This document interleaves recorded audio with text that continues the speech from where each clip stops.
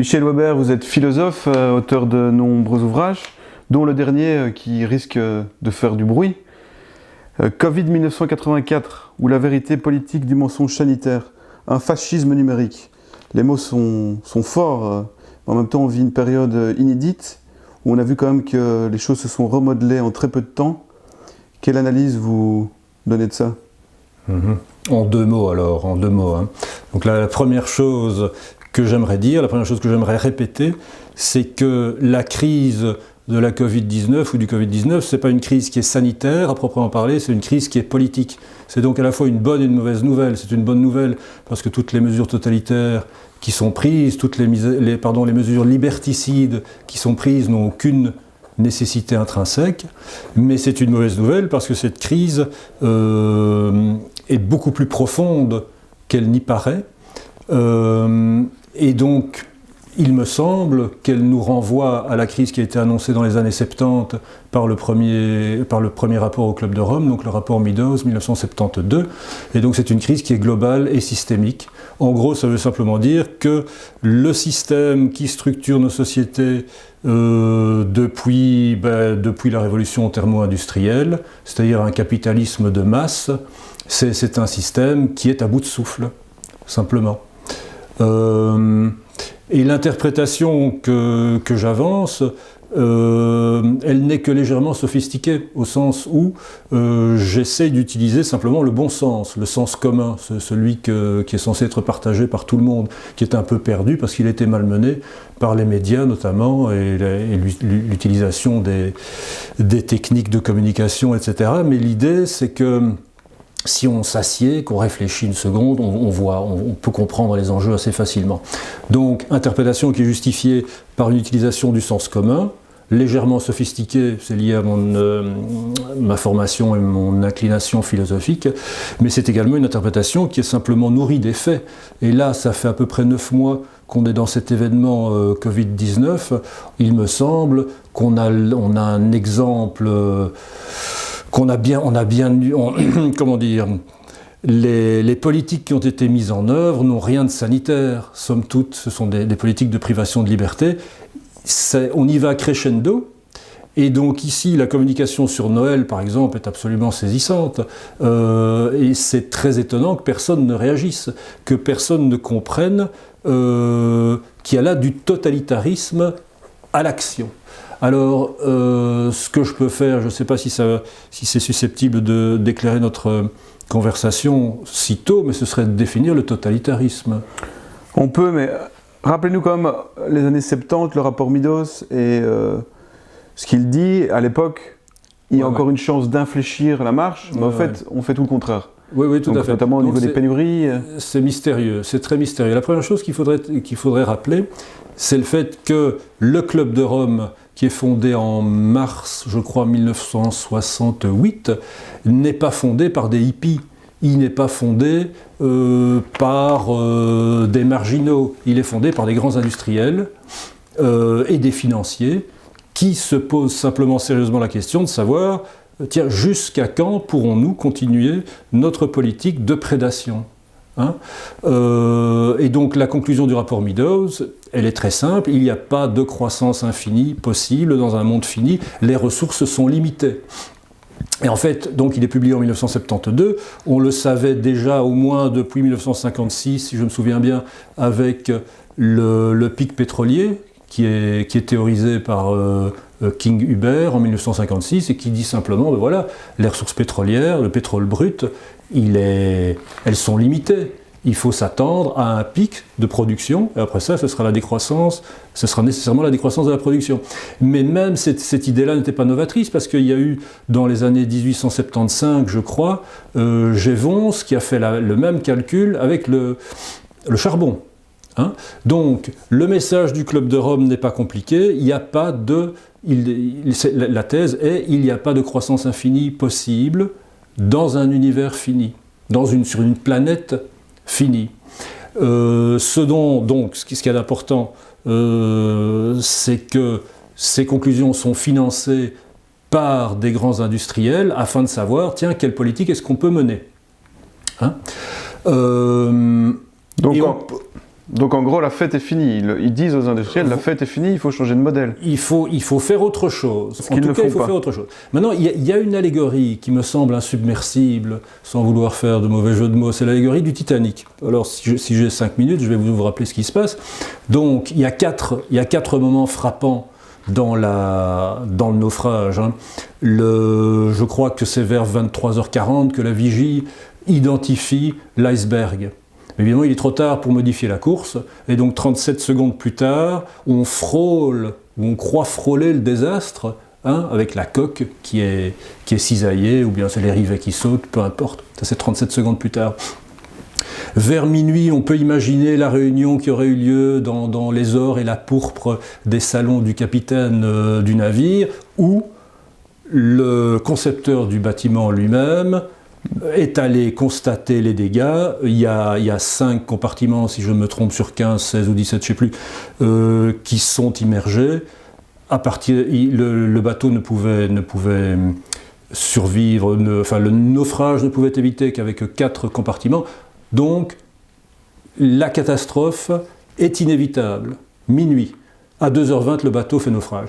Alors, si on veut transposer cette image avec la chronologie, l'établissement de la chronologie de la crise globale systémique, en effet, 23h40, ce serait le rapport au Club de Rome 1972, disant on va dans le mur, c'est pas possible, l'iceberg est là. 37 secondes plus tard, c'est 1973, avec Pinochet par exemple, mais aussi la guerre du Kippour et le premier choc pétrolier. La réunion là, dans les salons du capitaine, ce serait la crise des subprimes en 2007, où là tout est explosé, la messe est dite, et alors le naufrage lui-même, là la chronologie évidemment n'est pas facile à établir, au sens où le rapport Meadows proposait plutôt 2050, la Banque mondiale dernièrement, elle disait qu'en 2025 ça n'irait plus du tout. Hein, et entre les deux, il y a eu d'autres estimations. Mais ce qu'il faut savoir également, c'est que la chronologie qui est proposée par le Club de Rome ne tient pas compte de la question climatique. Alors, qui est une question qui est très embarrassante à l'heure actuelle. Néanmoins, exactement au même moment, c'est-à-dire en 72, si j'ai bonne souvenance, il y a un climatologue d'origine yougoslave, si je me souviens bien, son nom c'est Kukla, qui pose très précisément cette question. Donc en fait, la question du changement climatique, elle a été précisée, la sonnette d'alarme a été tirée exactement au même moment.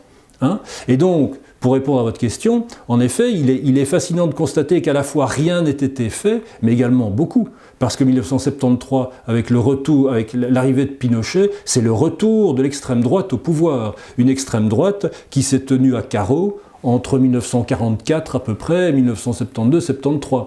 Il y a eu Suharto, il y a eu les colonels en Grèce, etc. Mais en gros, il y avait une sorte de consensus pour faire prévaloir un modèle sociodémocrate où l'argent percole, certains font beaucoup de sous, mais on le redistribue et il y a une paix sociale. Hein.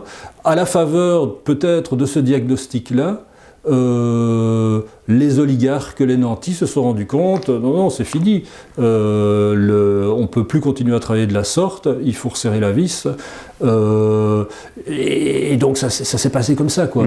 Chronologiquement en tout cas, au niveau des... Est-ce qu'on peut dire qu'à certaines époques, il fallait installer des totalitarismes dans certains pays, notamment d'Amérique du Sud, que nous, on pouvait encore se contenter d'une certaine forme de social-démocratie, mais que maintenant, justement, ayant continué ce modèle mortifère et qui nous conduit vers le chaos, disons, est-ce que maintenant, on est dans une époque où en Occident, il faut imposer un totalitarisme pour pouvoir continuer, pas comme avant, mais pour qu'ils puissent continuer à s'enrichir? Il faut que tout change pour que rien ne change. Pour que rien ne change, voilà. Ouais, tout à fait. Est-ce qu'on peut dire que c'est là qu'on entre? Non, mais disons-le, voilà. Mais par contre, ce qu'il va falloir faire, c'est définir le terme de totalitarisme. Définissons-le. Hein, sans quoi, on ne va pas s'en sortir. Alors, moi, j'utilise un concept qui me semble assez simple. Le totalitarisme se définit par l'absence de différence entre le privé et le public. Ce sont les mêmes catégories qui vont être utilisées à la fois pour gérer la sphère privée et la sphère publique. Ça veut dire, classiquement, que l'État est intrusif.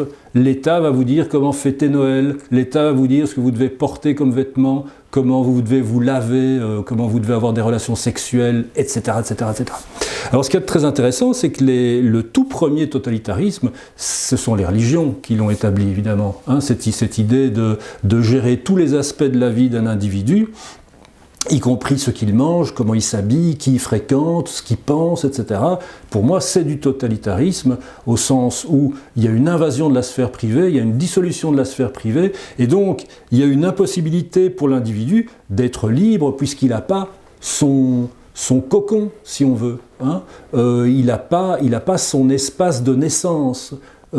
Pensons à une gestation. Une gestation n'est possible que parce que l'enfant est préservé du monde extérieur pendant 9 mois. Si vous regardez ce qui se passe avec un adolescent, par exemple, c'est quelqu'un qui disparaît dans sa chambre pendant 2 ans, hein, et puis qui ressort. Évidemment, c'est un phénomène récent, mais métaphoriquement, c'est très parlant.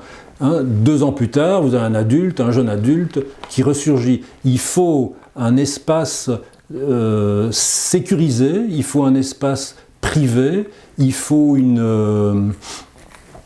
avoir les coudées franches, hein, il faut une intimité pour pouvoir grandir comme individu. Si ça est mis en danger, eh bien, il n'y a plus d'individuation possible, il n'y a plus de liberté possible, il n'y a plus de démocratie possible, etc. etc. Mais donc, je ne vais pas terminer. Désolé, une petite seconde. Donc, le tout premier totalitarisme, c'est un totalitarisme qui est religieux. Mais si on regarde comment fonctionne la technoscience, ou ce que les gens appelleront plus volontiers la technologie, c'est un peu comme ça aussi. On est envahi par les écrans, on est envahi par les messages des médias de différentes manières, jusque dans sa chambre à coucher pour certains, jusque dans son bureau, jusque dans ses toilettes, sa cuisine, ça dépend, ça a l'air d'être terrible à l'heure actuelle. Hein. Et donc il n'y a plus cet espace privé qui permet aux gens d'avoir une intimité et de vivre librement, indépendamment du regard de l'autre. On retrouve cette question chez Orwell, bien sûr. Hein. Et donc, la dimension religieuse, je ne l'invoque pas par hasard, parce qu'à l'heure actuelle, avec ce dogme covidien ou covidesque, on est vraiment dans la religion, on est vraiment dans le culte. Hein, c'est assez saisissant. La dimension technologique n'est pas étrangère non plus à la question, puisque ce sont les mêmes catégories qui reviennent somme toute à une exigence d'image. Hein, c'est ce qu'avait dit Warhol, hein, les gens veulent apparaître dans les médias, veulent avoir ce rayonnement futile limité dans le temps, mais bien réel. Et il y a une dimension de quantification. Hein. Les médias, surtout le numérique, l'idée du numérique, c'est de quantifier, quoi. C'est plus du tout du qualitatif, c'est du quantitatif. Et donc, si vous voulez gérer une population dans une situation de crise, il est bien clair que le totalitarisme s'impose. Et à l'heure actuelle, évidemment, il y a des outils qui sont d'une efficacité absolument invraisemblable à ce propos. Alors ce que je voudrais dire en conclusion, et c'est peut-être ça vraiment la réponse à la question, c'est que, bien sûr, à partir du moment où on est, si on reprend l'image du Titanic, à partir du moment où on est sur un vaisseau qui fait eau de toutes parts et qui s'apprête à sombrer au fond des océans, il est bien clair qu'il faut mettre de l'ordre, quoi, parce que les canaux sont limités et on ne peut pas autoriser un désordre absolu. Et donc, de ce point de vue-là, il est bien clair que le totalitarisme s'impose de manière prophylactique, c'est-à-dire préventive, pour museler les gens, canaliser les énergies, ou alors thérapeutique, c'est-à-dire a posteriori, parce que c'est le chaos. Hein.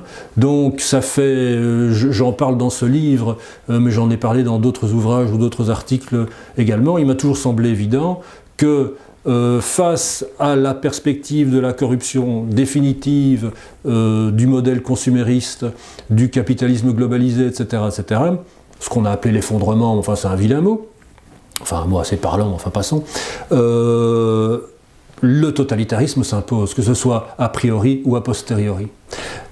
Mais Michel Weber, la dissolution de la frontière entre la sphère privée et publique, c'est pour notre bien. Il y a la Covid, il y a le Covid, ou comme on l'appelle, Ouais. il faut soigner les gens.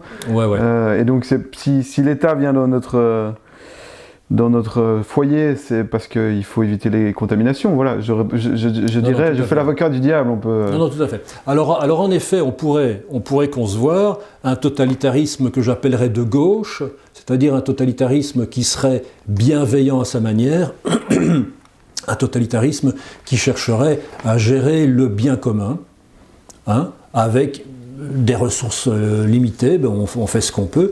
Mais ici, c'est un totalitarisme de droite, c'est-à-dire un totalitarisme fasciste, un totalitarisme qui cherche à préserver les intérêts d'une fraction infime de la population au détriment de tout le reste. Pardon.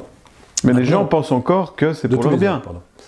Les gens pensent que c'est pour leur bien. Oui. Mais alors là, c'est une autre question. Hein. Donc ici, ce qu'il faut faire, il faut se poser la question de la gestion de la crise. Hein. Alors, il y a deux aspects, enfin il y a plusieurs aspects. Le premier aspect est purement sanitaire, hein, c'est-à-dire c'est la petite fable du pangolin, la question de l'OMS, la question de l'incohérence et de l'inadéquation de l'utilisation d'un test PCR pour diagnostiquer quoi que ce soit, etc. Bon, c'est une question qui a été traitée, qui continue à être traitée par des gens qui sont plus experts que moi. Donc je ne vais pas l'évoquer directement, si vous voulez.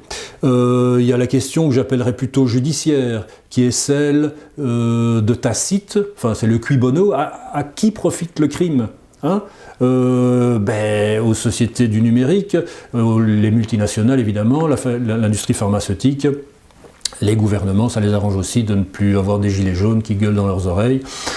Bon, mais alors moi ici, moi ce qui me semble le plus, la piste en tout cas que j'ai utilisée parce qu'elle me semblait la plus praticable, où elle me semblait permettre d'aboutir à des conclusions qui soient le plus facilement audibles, parce que c'est ça la question, c'est que lorsqu'on écrit un livre ou lorsqu'on écrit un article, il s'agit quand même d'essayer de faire avancer une thèse qui soit entendable, qui soit compréhensible. Ça ne sert à rien d'essayer d'avancer une thèse qui soit beaucoup trop éloignée de ce dont les gens ont conscience, quoi. Hein, donc il faut y aller mollo, dirais-je. Bon alors, donc ce que j'ai fait simplement, ou en tout cas la manière principale, l'argument principal que j'ai adopté, c'était d'analyser brièvement d'une part la gestion de la crise elle-même et d'autre part la communication de crise. C'est ça qui est vraiment frappant. Pour ce qui est de la gestion de la crise, évidemment, ça a été du grand n'importe quoi, en termes d'impréparation, en termes d'incompétence, en termes de corruption, en termes de conflit d'intérêts. C'est saisissant, c'est complètement saisissant. Indépendamment donc de la question de savoir, tiens, c'est quoi cette nouvelle maladie qu'on a appelée Covid-19 ? Qu'est-ce qui s'est passé à Wuhan ? Parce que là c'est un grand mystère. Parce qu'en fait, c'est de là que ça vient. Hein. Qu'est-ce qui s'est passé à Wuhan ?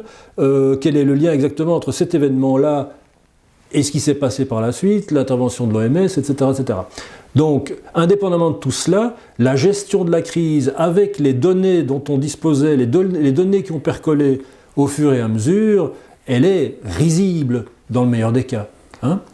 Mais plus significative encore est la communication de la crise, la manière dont les politiques ont communiqué et ont été en cela relayés complètement aveuglément par les médias et avec le soutien évidemment d'une caste, d'un milieu scientifique là qui manifestement défend certains intérêts. Donc c'est ça qui est intéressant. Et là, comment ont-ils procédé ? Non seulement avec le mensonge habituel, mais en culpabilisant les citoyens, mais en les culpabilisant sérieusement. Hein. Bon, c'est même pas drôle. En les culpabilisant, en manipulant la peur, hein, mais pire encore, en utilisant l'angoisse. Alors là, il y a une distinction qui mérite d'être précisée, parce que souvent, on ne comprend pas la différence entre peur et angoisse, et c'est complètement différent. Hein. Donc, il ne s'agit pas simplement de mentir aux gens. on le sait, ça, de toute éternité, la Boétie évidemment, mais Machiavel On va très bien montrer. Ben voilà, c'est l'essence du message de Machiavel. Hein. Mais donc ici, la différence entre peur et angoisse, elle est capitale. Alors, la peur, c'est un sentiment qui est naturel, c'est un sentiment qui est bénéfique. C'est un sentiment qui accompagne la présence évidente d'un danger qui est identifiable. Si un tigre surgit dans la pièce, je vais le voir, je vais le sentir, la réaction là, de l'Assemblée va corroborer ma perception, et donc instinctivement, je vais me préparer, physiologiquement, donc mon corps va se préparer, c'est plus l'esprit qui va fonctionner, c'est le corps qui va se mettre dans un état tel qui va être capable ou bien de s'enfuir, ou bien de combattre. Alors, et bon, alors évidemment, il y a les expériences de laborie qui montrent, tiens, si c'est pas possible, ça crée des catastrophes, etc., physiologiquement parlant et relationnellement parlant. C'est le film Mon oncle d'Amérique, pardon. Bon, mais donc, manipuler par la peur, c'est très efficace, mais ça met les gens en mouvement. Et les gens, quand ils sont en mouvement, on ne sait pas nécessairement ce qu'ils font. Ça crée des mouvements de foule, ça crée des débordements qui ne sont pas toujours facilement pilotables. Par contre, si on travaille sur l'angoisse, si on génère l'angoisse, on va paralyser les gens. On va paralyser les gens. C'est-à-dire qu'on ne va plus leur dire « faites attention, il y a un tigre qui va rentrer dans la pièce », parce qu'on ne le voit pas le tigre, on va dire « attention, si ça se trouve, le tigre il est caché derrière le coussin, si ça se trouve, la personne que vous avez en face de vous, là, c'est un tigre en puissance, peut-être que vous avez été drogué. » C'est un discours qui marche très bien avec le terrorisme, évidemment, hein, puisque tout le monde est un terroriste en puissance, mais avec le terrorisme, ça reste encore plus ou moins concret, au sens où les gens s'attendent à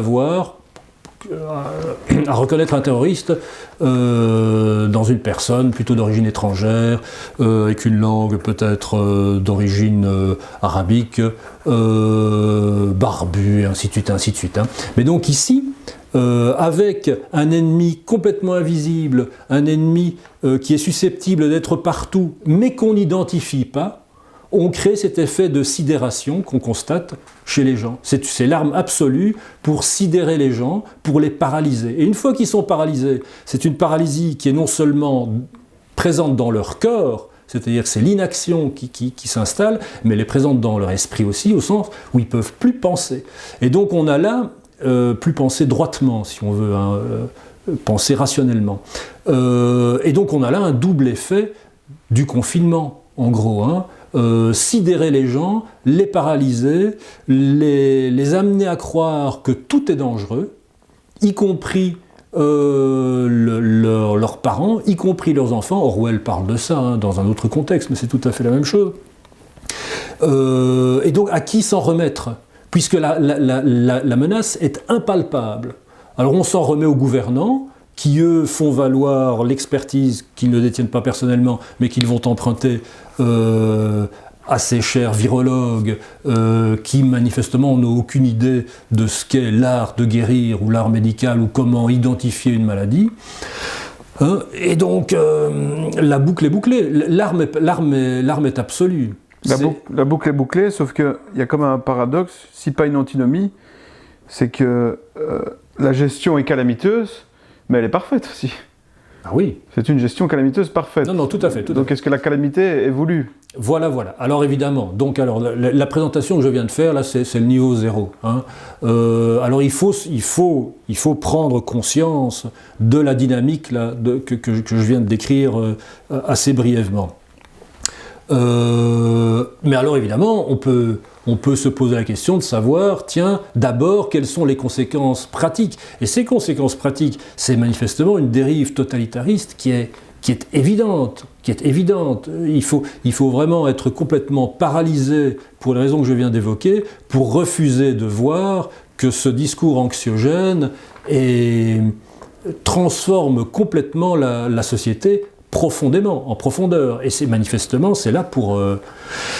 c'est une tendance qui n'est pas là pour s'interrompre. On ne s'attend pas à ce qu'elle s'interrompe. Mais bon, maintenant, pour ce qui est de la question, en effet, de savoir quelle volonté il peut y avoir là derrière, il est bien clair que si on considère, si on relie les pointillés, là, comme on a dit dans un autre contexte, il est à craindre, en effet, qu'il soit impossible de ne pas accepter la thèse que cette communication anxiogène est une communication qui est voulue.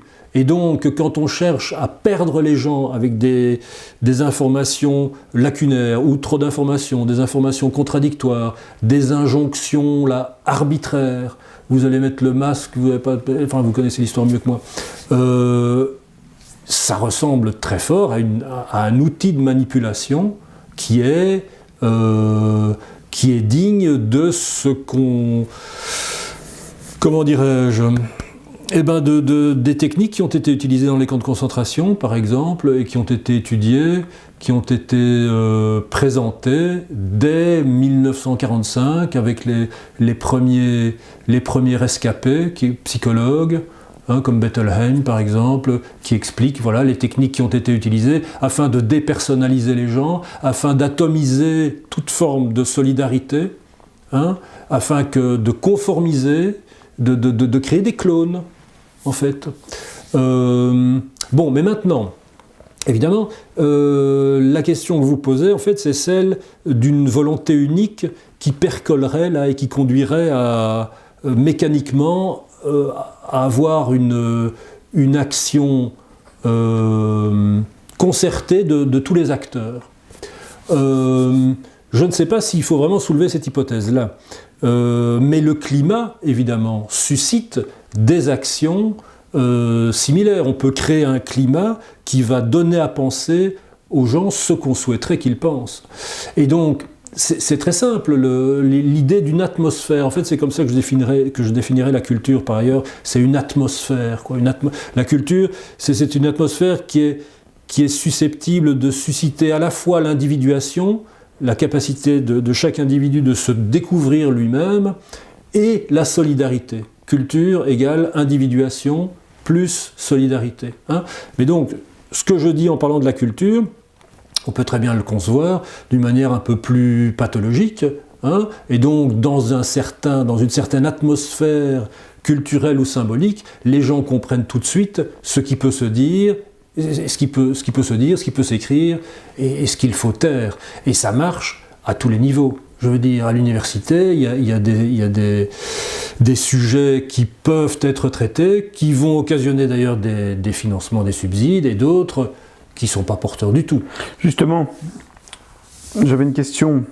Est-ce que la preuve de ce totalitarisme pourrait paraître qu'actuellement, tout discours divergent est tout simplement interdit? On ne peut pas tenir un autre discours sous peine d'être traité de complotiste, mais peut-être après de subir d'autres effets de l'État. On ne sait pas bien où ça va, parce que le totalitarisme, c'est aussi la prison, c'est aussi l'enfermement.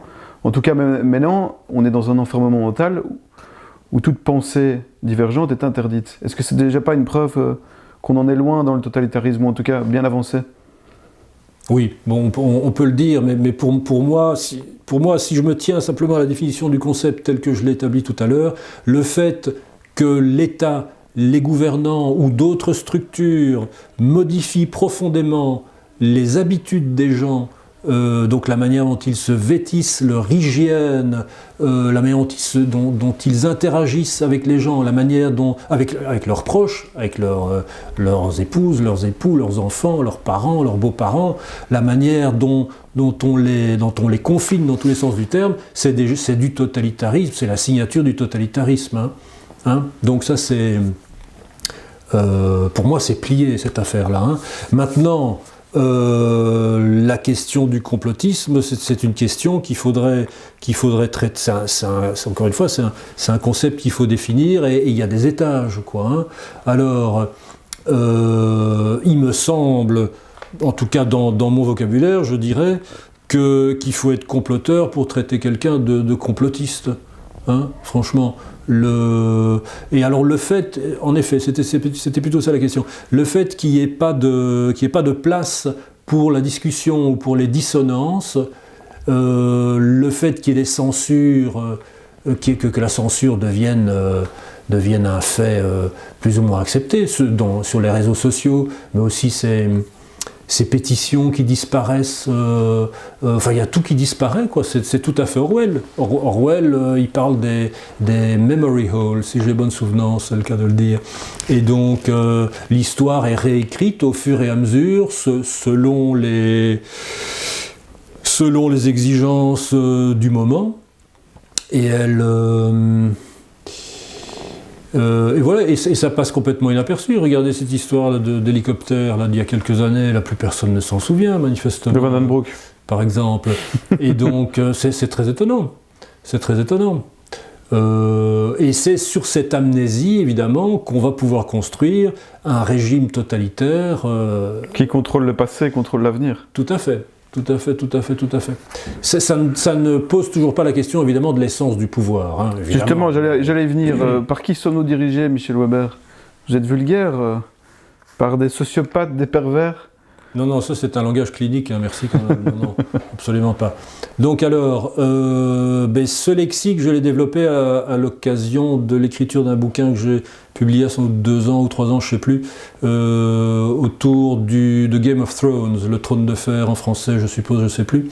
Donc il s'agit d'une œuvre littéraire qui est gigantesque, qui est fascinante, d'une part, et puis qui a donné lieu à un feuilleton, on dit série, semblerait-il, je ne sais plus combien de saisons. Alors c'est un travail qui m'a semblé très intéressant, parce que ce qu'on voit dans ce feuilleton, ou ce à quoi on assiste lorsqu'on lit le récit, lorsqu'on lit les bouquins, en effet, c'est à l'exercice du pouvoir, quoi. Donc il y a 3 questions: comment acquiert-on le pouvoir, comment conserve-t-on le pouvoir, et comment exerce-t-on le pouvoir? Et alors, ce que ce feuilleton met à la lumière, c'est la pertinence de catégories cliniques, met à la lumière pour le commun des mortels, quoi. Évidemment, ceux qui ont la propension ou l'expertise clinique, ils vont aller lire. On pourrait commencer par Sade, par exemple, qui est à la base de toute cette nosologie. Bon, bref, passons. Nosologie, ça veut dire catégorie clinique. Donc, on va simplifier. Donc, le terme de pervers narcissique, c'est un terme qui est utilisé couramment, qui est utilisé volontiers pour parler de ce genre de personnage. Alors, première chose à remarquer, c'est que dès qu'il y a narcissisme, il y a perversion. Dès qu'il y a perversion, il y a narcissisme. Les deux catégories fonctionnent. Voilà. Et donc, quand vous êtes confronté, que ce soit dans le monde médiatique ou dans la vie de tous les jours, à un personnage qui est manifestement narcissique, ça veut dire qu'il y a quelque chose qui est problématique. Ce qui est problématique, c'est ce qu'on appelle la perversion. Alors, je définis la perversion, je vais être technique pendant 30 secondes, mais ça va être indolore.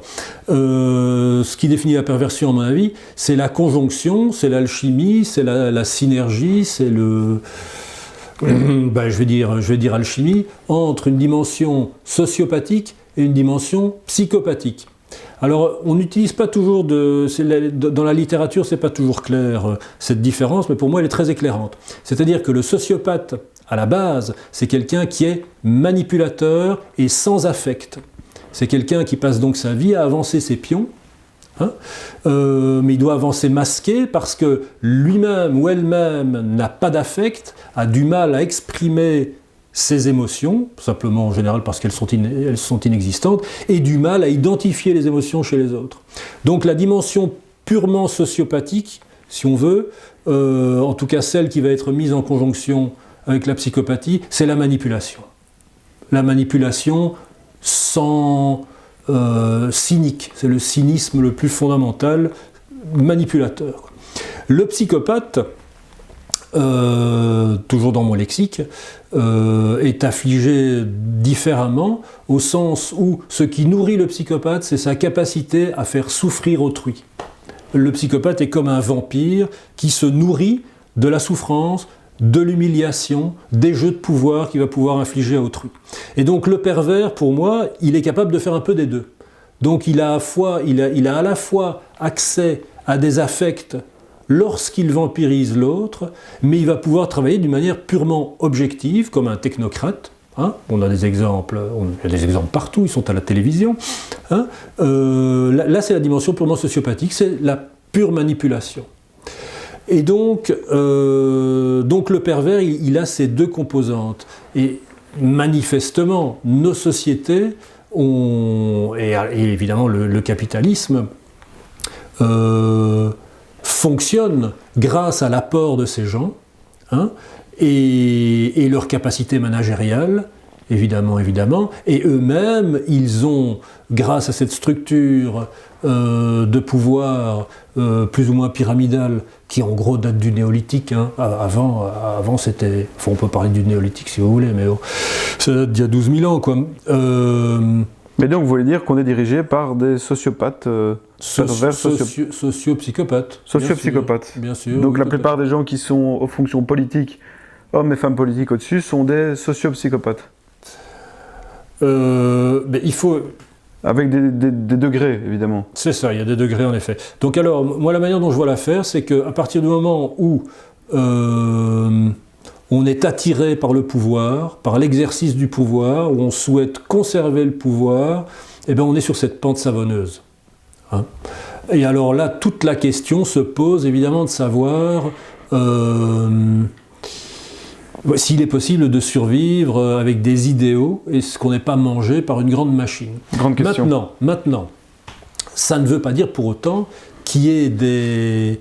je vais définir le pouvoir comme étant cette capacité d'infliger de la souffrance à autrui.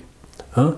Ce qui veut donc dire, par voie de conséquence, en tout cas toujours dans mon lexique, hein, dans mon vocabulaire à moi, ça veut donc dire que par exemple vous allez chez un médecin, chez un thérapeute, et vous en remettez à lui pour qu'il agisse pour votre bien-être, ce ne sera pas une relation de pouvoir pour moi. Hein. Ce sera une relation d'accompagnement, ce sera une relation responsable, ce sera une relation de confiance. J'utiliserai pas le terme de pouvoir. J'utilise le terme de pouvoir uniquement dans ce cadre-là. Et donc, en effet, on peut imaginer qu'il y ait des hommes et des femmes politiques qui parviennent à brider, dans une certaine mesure, ce genre de propension, ce genre d'inclination. Mais, ici, dans le cadre de la crise que nous traversons, que j'espère qu'on va traverser, hein, dans le cadre de cette crise, il faudrait se poser la question de savoir où sont les voix dissonantes, hein, où sont les hommes, les femmes politiques, à quelque niveau que ce soit, qui se sont levés en disant « écoutez, non, c'est pas possible, c'est complètement déraisonnable, voilà, simplement, en mon âme et conscience. » Où sont ces créatures politiques ? Je dis ça d'une manière plus ou moins péjorative, tant pis. Où sont les scientifiques ? Là, il y en a un peu plus. Il y en a un peu plus, ouais. Il y en a un peu plus, ça commence à bouger un petit peu. Mais où sont tous ces médecins, docteurs en médecine, hein, qui sont censés avoir cette bienveillance, cette capacité de diagnostiquer les maladies et d'y aller et d'agir, quoi. On va pas parler de thérapie ici, bon bref. Et alors évidemment, troisième point, au niveau médiatique, où sont les journalistes, hein, à part certains médias libres qui survivent, voilà, ou qui vivent, ou qui déploient leurs ailes, allez savoir, que font les journalistes, quoi. On pourrait dire que fait la police aussi, mais enfin bon bref. Mais donc ici, il y a là, pour moi, un test gigantesque, hein, qui choisit de parler en sachant pertinemment bien qu'il y a des conséquences, quoi. Hein. Un test, mais est-ce que c'est pas aussi le signe que le Covid arrive à un moment donné parfait ? Disons que ça n'aurait pas pu arriver dans les années 70, que si on nous faisait le coup du Covid dans les années 70, ça prenait pas. Ou en tout cas, rien n'était là pour que ça mûrisse. Alors que maintenant, justement, le fait que personne parle, le fait que les médias sont si forts avec les réseaux sociaux, Tout à fait. C'est un moment Donc, parfait. C'est le oui. fait de la manipulation. Tout s'est joué, à mon sens, en effet, dans les années 68, 72, 73, puisque c'est à ce moment-là que la droite extrême revient aux commandes. Hein. Bon, ben, j'ai cité Pinochet, mais il y aura Thatcher, Reagan, Kohl, et ainsi de suite, et ainsi de suite. Et donc, c'est cette idée... c'est l'irruption de ce qu'on a appelé le néolibéralisme, qui est une idéologie qui est destructrice du tissu social. Hein. C'est-à-dire que les individus ne doivent plus avoir la possibilité de vivre leur vie, de trouver leur identité. Enfin, c'est la question de l'individuation que j'ai définie tout à l'heure. Je cherche d'autres mots, mais ce n'est pas nécessairement plus pertinent. Donc, difficulté d'individuation, parce qu'on va transformer les gens, on va les conformiser, si vous voulez, et d'autre part, atomisation du tissu social, c'est-à-dire qu'en lieu et place d'une solidarité telle qu'évidemment elle avait été mise sur pied et organisée par la sécurité sociale, c'est à ce moment-là qu'on essaie de tout détricoter. Et donc évidemment, depuis les années 70, on vit dans une crise perpétuelle, en fait. Hein, les plus âgés vous le diront, ou les moins âgés, depuis les années 70, on va de crise en crise. Hein, depuis les années 70, il s'agit de se serrer la ceinture, il s'agit de privatiser, il s'agit de parier pour une efficacité du service des sociétés privées qui n'existeraient pas dans le service public, etc., etc. Et donc, en effet, cette communication pathogène, cette communication anxiogène, cette communication perverse, puisqu'on en parle, c'est bien évidemment une communication perverse qui est toujours utilisée. Quand on culpabilise les gens, quand on leur fait peur, quand on les déstructure à l'aide d'une menace fantôme, hein, et quand manifestement on jouit de la situation dans tous les sens du terme, ça peut être au sens purement financier pour les investisseurs qui sont en train de se repaître là. Si vous avez des nouvelles de la bourse, c'est absolument extraordinaire. Ça fonctionne bien. Ça fonctionne excellemment bien. Donc c'est évidemment une communication perverse. Tout ça aurait été plus difficile à mettre en œuvre, quoi qu'il faut voir, dans les années 70, alors qu'il y avait encore une gauche avec une certaine identité, jusqu'à Mitterrand. Hein. C'est Mitterrand qui a détruit la gauche. Bon, alors il y a quelque chose que je voudrais préciser, avant que je n'oublie, ou alors je... Désolé, ça va me revenir. Vous dites aussi dans votre livre qu'ils ont définitivement perdu toute légitimité et toute autorité. Alors, vous ajoutez, ils ne peuvent donc plus reculer. Je comprends très bien ça, tout à fait. Donc, le nez dans le guidon, on continue la grande destruction. Mais en même temps, ils ont quand même encore énormément de pouvoir, puisque tout le monde leur obéit. Le masque, c'est fabuleux de voir quelqu'un dans la forêt tout seul avec un masque, ou au volant de sa voiture tout seul avec un masque. Donc, ils ont peut-être plus de légitimité s'ils étaient seuls, sans les médias et sans l'apport, mais peut-être c'est ça aussi. Ils ont tellement plus de légitimité qu'il faut instiller l'angoisse pour qu'on leur obéisse. Tout à fait. Donc, évidemment, ils n'ont plus de légitimité aux yeux de ceux qui sont éveillés aux enjeux, quoi. Évidemment, pour le premier kidam qui est là masqué, je suppose qu'il n'y verra peut-être que du feu. Et c'est pas sûr, parce qu'il faudrait vraiment voir pourquoi porte-t-on le masque, quoi. Qui peut se permettre le danger d'avoir 250 € à payer? Même 25 € pour plein de gens, pour des jeunes. 25 €, c'est déjà fameux. Hein, et quand on voit la paupérisation de la population, il est bien clair que 250 €, c'est 2 fois ce que demandent les Français plus ou moins, c'est fameux, quoi. Donc, délégitisation, pardon, c'est évident. Mais quand je dis qu'ils ont perdu toute autorité, j'ai l'analyse d'Hannah Arendt, une philosophe allemande et puis états-unienne en tête, qui publie en 1958 un article ou une communication qui est publiée, une conférence donc qui est publiée, où elle établit clairement le lien entre autorité et responsabilité.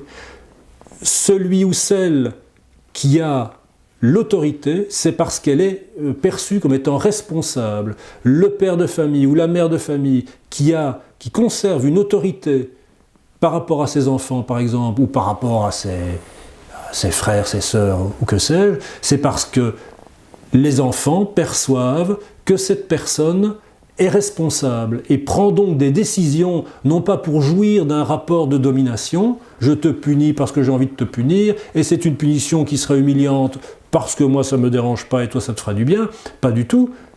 On explique l'attitude qui est prise, on la justifie, et l'enfant, quel que soit son âge, ou l'adolescent ou l'adulte par la suite, si on parle dans un contexte politique, comprend. Et donc c'est ici que tout se joue, évidemment, parce que le fait qu'il y ait une nouvelle maladie, pourquoi pas, le fait que le milieu sanitaire, que les hôpitaux soient dans un état pas possible, etc., c'est bien clair. Le fait que cette crise globale systémique annoncée en 72 devait arriver à un moment ou à un autre, parfait.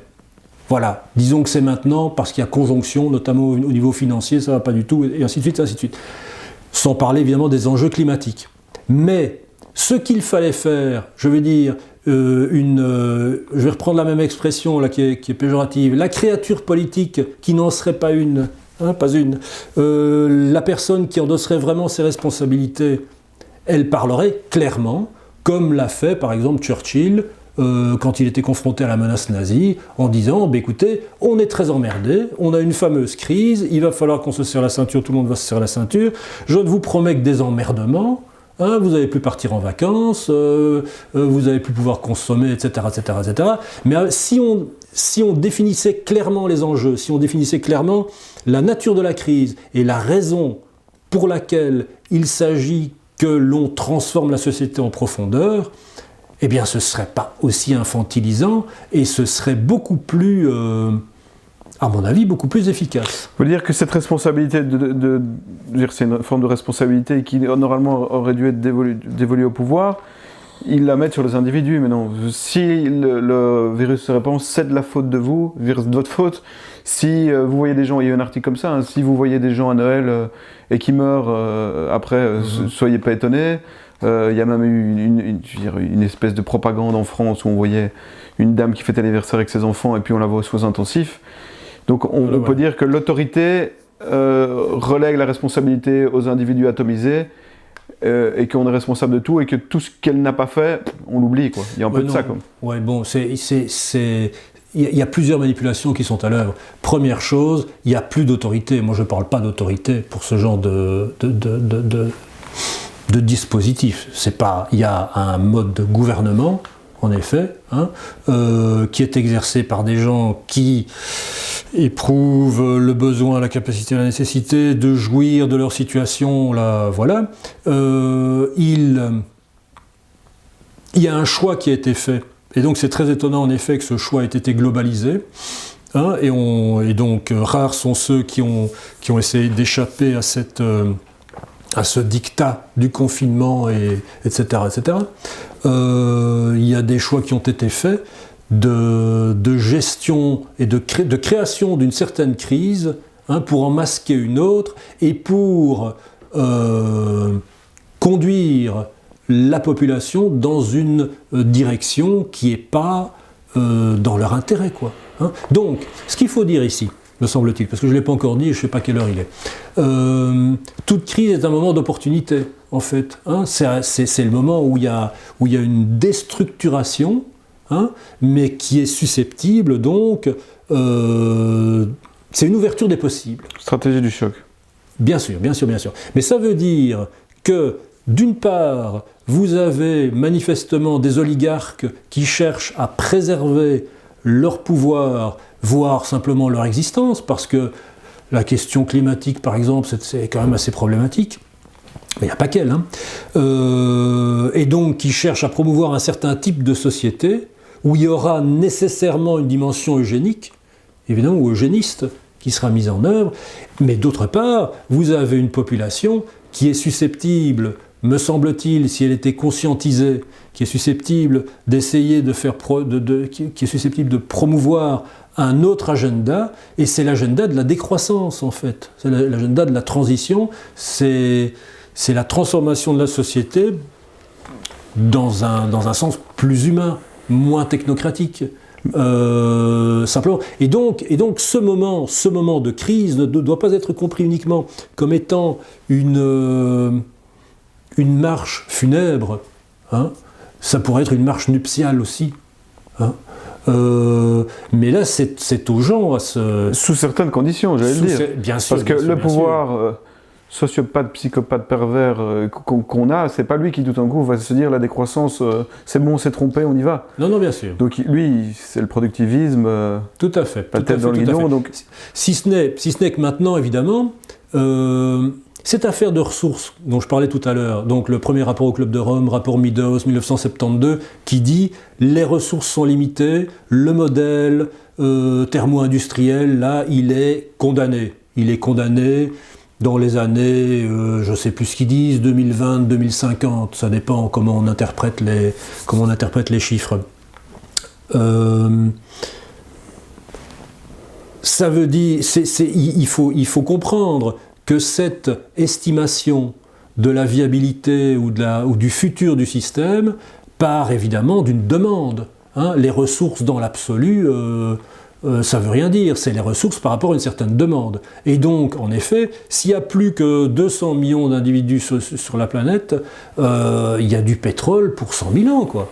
Hein? Et donc, s'il n'y a plus de pétrole maintenant, c'est parce qu'il y a 8 milliards d'individus et à qui on a imposé une violence symbolique extraordinaire, comme aurait dit Bourdieu, qui les amène à croire que la vie de l'occidental moyen est une vie magnifique. Hein, et donc c'est cet idéal du progrès. Il faudrait quand même que je rajoute une petite bricole, parce que on va vous dire, mais enfin vous ne pouvez pas nier le fait qu'il y a eu un progrès, là, une amélioration dans la qualité de vie, etc., etc., etc. Bien évidemment, mais tout est une question de focale. Hein, et donc cette amélioration de la qualité de vie qui a été plus ou moins évidente, disons, durant les 30 glorieuses, hein, donc 45, 72, hein, où de fait il y a eu un accès aux biens de consommation, la brosse à dents, eau et gaz à tous les étages, etc. etc. Hein. Mais le prix à payer pour avoir cette brève amélioration, hein, on peut même élargir et dire ben, c'est 300 ans là, de société thermo-industrielle. La planète est ruinée, quoi. En gros, si on veut y aller à la grosse louche. Hein, c'est un écocide, c'est un biocide qui a été perpétré, quoi. Hein, enfin, de 36 000 manières, on ne va pas en parler tout de suite, on ne va pas en parler là maintenant, ce serait très long. Mais donc cette brève amélioration, ou ce qui peut ressembler à une amélioration du niveau de vie de quelques millions ou milliards d'individus, plutôt centaines de millions, c'est fait au préjudice de la totalité des individus du tiers-monde, du quart-monde, d'abord, mais ensuite, évidemment, au préjudice des générations futures, au sens où, pour reconstruire à partir de ce cimetière, ça va être difficile, quoi. Ce qui fait peur, néanmoins, c'est... Parce qu'avant, vous évoquiez le fait qu'ils n'ont plus vraiment besoin de nous.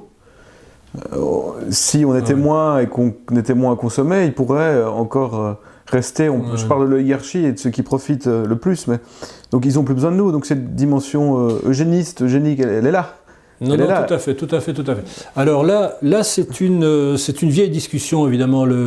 C'est Malthus qui a plus le premier mis le doigt sur la question le problème démographique. Hein, mais c'est une question qui est revenue cycliquement. Il y a eu Ehrlich dans les années 1960, me semble-t-il. Mais alors là où vraiment il y a eu me semble-t-il... Enfin, pour moi, un point de bifurcation, là, c'est dans les années 80 ou 90, je sais plus, ou 95, je sais plus. C'est lors d'une réunion organisée par Brzezinski, qui est décédé il n'y a pas longtemps, et c'est à ce moment-là que le concept de tititainment a été introduit. Donc tititainment, c'est un mot valise, tit c'est le sein, et tainment, ça vient de entertainment, donc c'est l'amusement, quoi. Donc ce qui a été dit à l'époque, c'est que avec les avancées techniques, avec aussi les problèmes de gestion de la rareté des ressources, etc., eh bien, l'économie telle qu'elle bénéficie aux oligarques n'a plus besoin que de 20% de la population. Les 80% qui restent, disait-il, on va leur servir du tititainment. Donc tititainment, ça veut dire, c'est le jeu, comment est-ce qu'on dit encore en latin du pain et voilà, panem et circenses, ouais. voilà. Hein, si ce n'est qu'ici, c'est pas vraiment pas un jeu de cirque, puisque c'est vraiment l'idée d'un amusement là qui flatte les plus bas instincts, quoi. Ouais. Hein, c'est quand même télé-réalité. Voilà l'idée d'un sexe en tant qu'il peut être compris comme pas tantrique, on va dire ça. Enfin bon, ça c'est une parenthèse. Donc ici, tititainment, ça veut dire en fait, voilà. Avec 20% de la population on se débrouille, les 80% qui restent, il va falloir qu'on les mette dans une sorte d'état de suspension. Hein? Mais il est bien clair, quand on lit le compte-rendu de cet événement, il est bien clair que cet état de suspension n'est pas jouable, quoi, parce qu'on ne voit pas pourquoi on entretiendrait 80% de la population à rien faire, à brouter des chips devant une émission de télévision. Hein? Et donc, la clé est démographique, en effet. C'est ce que je disais il y a une seconde. Les ressources sont rares par rapport à une demande qui est potentiellement de 8 milliards d'individus, mais s'il y a plus que 500 millions d'individus, la question de la rareté se définit d'une manière complètement différente. Et donc, c'est une question qui est excessivement difficile à intégrer ou à penser, parce qu'elle demande un cynisme absolu, évidemment. Hein. Si on reprend l'image du Titanic de tout à l'heure, il n'y a pas assez de canaux, et donc on verrouille, on ferme les portes des troisième classes, et les secondes classes, on verra bien bon. Mais c'est imaginable, puisqu'on peut penser qu'avec l'écocide dont on a parlé, qui atteint son fait aujourd'hui, et des gouvernants qui toujours continuent la tête dans le guidon, on peut penser que leur solution serait d'une certaine manière génocidaire, dire qu'ils pourraient imaginer qu'on est de trop et que s'ils veulent sauver leur peau et continuer comme avant, ça serait pas mal qu'il y ait quelques-uns qui disparaissent. Non, tout à fait. Donc c'est pas du tout du complotisme, c'est quelque chose qu'on sait de tout ce qu'ils ont déjà fait. C'est rationnel. C'est quelque chose de tout à fait rationnel. C'est tout ce qui est de plus rationnel. Et donc, ici, ce qu'il faut dire, évidemment, c'est que, et c'était le sens de l'argumentaire là, que je développe dans ce livre, ce qui est essentiel, c'est de comprendre les enjeux. D'une manière historique et d'une manière rationnelle, il faut comprendre les enjeux. À quoi sommes-nous confrontés ?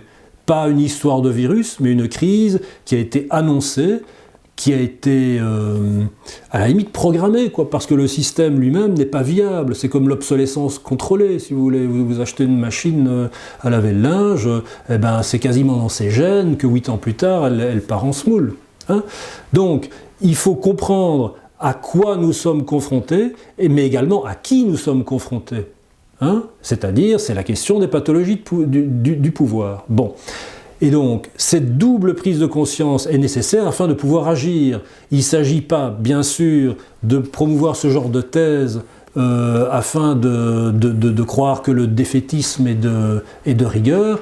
Il s'agit au contraire de faire remarquer que si on obtenait une masse critique de citoyens conscientisés qui comprendraient ou qui entreapercevraient ces enjeux, hein, et parce que les enjeux de pouvoir, ils sont très palpables. Ici, on parle de politique, mais dans le milieu professionnel, c'est exactement la même chose. La personne qui jouit du pouvoir qu'il a reçu statutairement ou à cause de sa fonction, que sais-je, ça se sent, quoi. C'est des gens qui sont malsains. Ce sont des gens qui jouissent de ce qu'ils vont pouvoir infliger aux autres. Et même si ce n'est que superficiel, moi j'ai la faiblesse de croire que ça se sent, que les gens le sentent. S'ils ne le sentent plus, ça veut dire que vraiment ils ont perdu, ils ont plus les pieds sur terre, quoi, hein. Et c'est un peu ce qui arrive, évidemment. Mais enfin, personnellement, je suis très sensible à ce genre d'interaction. Bref. Mais donc, cette question du pouvoir, cette question de l'exercice du pouvoir, cette question du contexte dans lequel la crise se produit, sa profondeur historique, etc., elle doit être comprise, ou en tout cas je m'évertue à essayer de l'exposer, afin d'obtenir une masse critique qui permettrait de proposer, de faire avancer plus de démocratie, une démocratie de transition, une démocratie de décroissance, si on veut. Alors, ce que je voudrais dire à ce propos, une petite parenthèse qui n'en est pas une, c'est que bien sûr, depuis les années 70, face à ce diagnostic du Club de Rome, il y a eu ce mouvement de la décroissance. Et on supposait, ça a toujours été, enfin j'ai fréquenté le milieu de la décroissance, on a toujours supposé que c'était les citoyens eux-mêmes qui allaient, à force de réticularité, là, à force d'interaction et d'initiatives privées, qui allaient faire remonter une nouvelle forme de gestion du monde politique, si on veut. Hein. Et donc cette remontée, évidemment, devait se faire pour le bien commun, quoi. Hein, puisqu'on est tous on est tous logés à la même enseigne. Hein. Mais donc ce à quoi on assiste maintenant, c'est une imposition de la décroissance par en haut, mais pour des motifs complètement étrangers à ce qu'était l'idéal de la décroissance pour commencer. Ici, la décroissance, c'est simplement le constat de la faillite du système qu'on torpille manifestement, parce que les politiques économiques à l'heure actuelle, là, c'est saisissant, quoi, hein, c'est saisissant. À part l'idée de la création de la dette, là où on voit bien où ça va, c'est la destruction de ce qui avait été encore chanté là, il n'y a pas longtemps par les libéraux, quoi, la liberté d'entreprendre, le petit entrepreneur, la PME, etc., etc., etc. Pour l'instant, sont complètement laminés par une volonté politique qui ne laisse plus en place que les multinationales. Et là, attends, parce que là c'est un truc qui est important. Et donc là, parce que tout à l'heure j'ai croisé une affiche, il y a un film qui sort, Cyberpunk quelque chose. Hein. Alors, la littérature cyberpunk, c'est une littérature qui a été inaugurée sans doute par Philippe K. Dick dans les années 55, dans les années 50-60. Cyberpunk, ça veut dire, c'est un univers dystopique dans lequel les... Ne me distrayez pas. C'est un univers dystopique dans lequel les multinationales ont remplacé les États. Hein. Et alors, ce qui est le cas un peu maintenant. Tout à fait. Et donc, c'est tout à fait le cas. En fait, les États, les structures étatiques, les nations n'ont plus aucune raison d'être. Hein. Le véritable pouvoir est exercé par les multinationales. Et ça se fait dans un contexte, évidemment, qui est toujours le travail de Philippe K. Dick, par exemple, c'est toujours dans un contexte transhumaniste, avec des technologies, c'est de la science-fiction, c'est des machins. Mais au niveau académique, ce danger, ou plutôt cette réalité de la prise de pouvoir par les multinationales, ça a été identifié dès les années 60. L'auteur, c'est Heimer, je crois. Bref. Désolé pour le... C'est non, pas de problème, c'est très vaste, le problème est large, on pourrait terminer sans conclure... Terminer sans conclure ou conclure sans terminer.